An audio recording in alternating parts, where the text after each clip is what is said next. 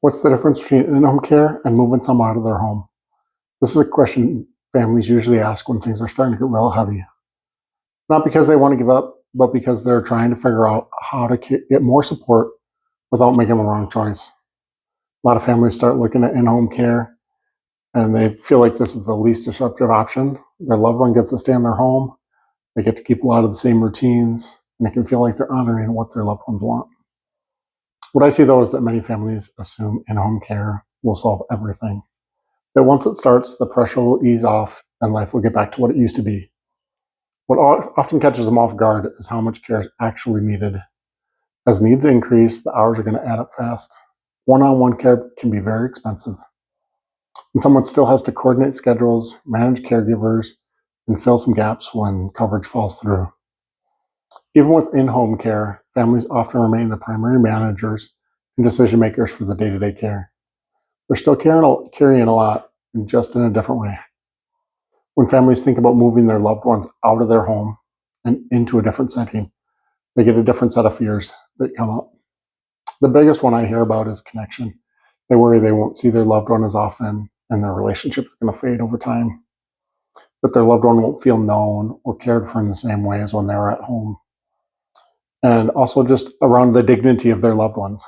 Families notice all the little things and they wonder if routines are going to be respected or how their room and the space is going to be maintained and cleaned properly. Does it really feel like a home, or are they just a cog in a system? Those details really matter, and it's understandable to be cautious. What's interesting is what families often say after they make a change.